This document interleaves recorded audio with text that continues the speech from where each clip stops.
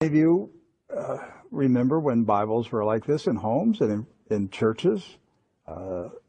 Every church had a Bible like this. Every Christian family had a Bible like this, and they put their family genealogy, the weddings, baptisms and burials. It was all put inside the Bible, and you passed it down generation to generation. This particular Bible was published in 1905. Now, the reason I brought it out is that I want to show a map that's in this Bible. Now, mind you, the Scofield Bible was not published until 1913. Right. And I have in my office an original 1913 Scofield, which was the introduction of the Zionist Masonic heresies about a future state of Israel and separating the church from Israel and all that rapture stuff. That's where it came from. It was a Masonic Zionist heresy that was introduced into the American churches in 1913. This is a 1905 Bible. Pre-Scofield. Pre-Scofield, with no Scofield notes in it. So, you open it up, and this is on page 13. I mean, this thing's big. I want to show you. Here is a map of the Holy Land. And it says, what? Oh, Palestine of the Holy Land. They misspelled Israel. No. Palestine. Palestine. Huh. And all these Christian Zionists that tell me, Rick, there's never been a Palestine. All right, so here's a still. There it is. Let's zoom in and show you here. Yeah. So, yeah, you hear these people like John Hagee, there's never been a Palestine. Well, look at this Bible map from 1905. And most Bibles, yes, from then had a map of Palestine. And Palestine is in the Bible itself, in the Old Testament.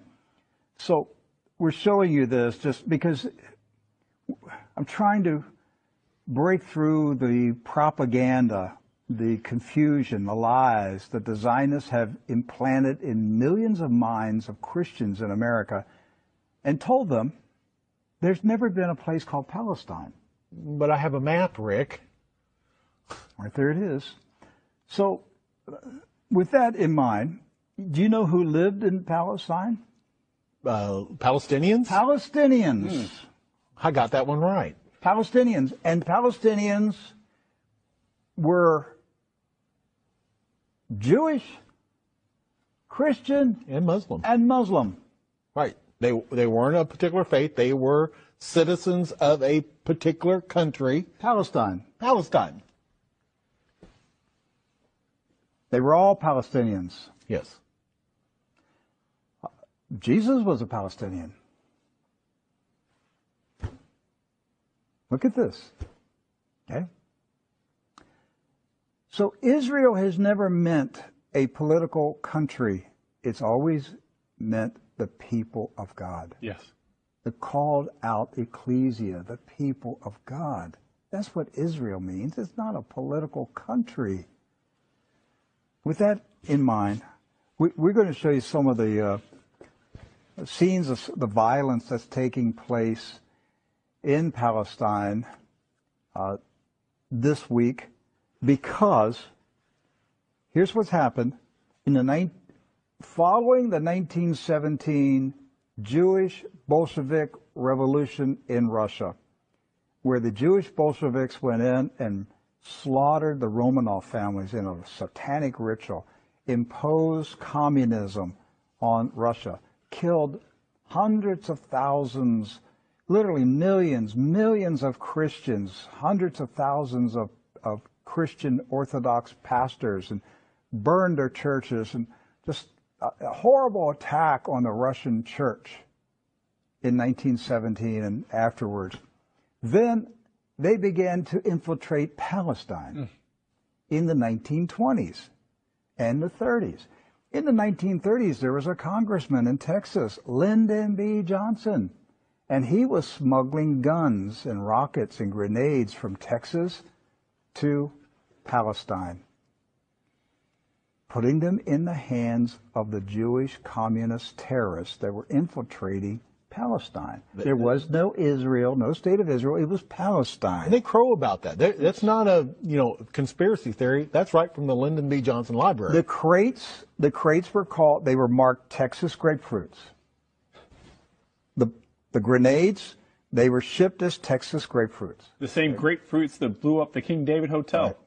So the 1920s, the 30s, and into the 40s, the European Ashkenazis invaded Palestine, infiltrated.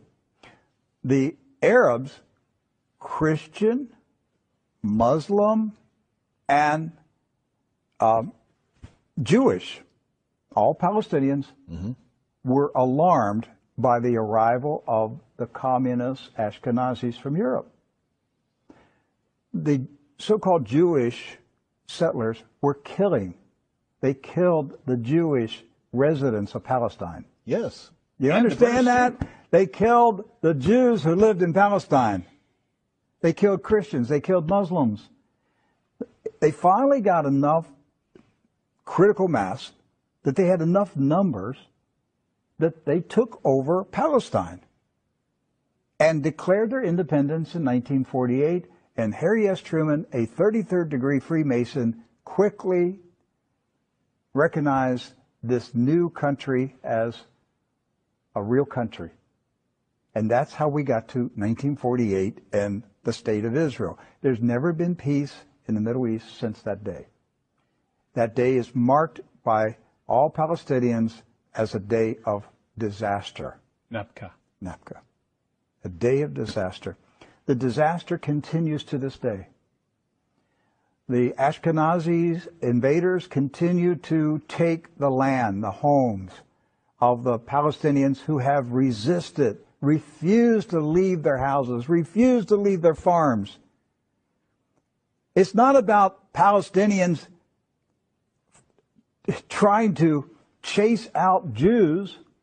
It's Jews who are trying to chase out Palestinians. And to this day, since 1948, they're still fighting them, trying to make them leave. Right. And these Palestinians have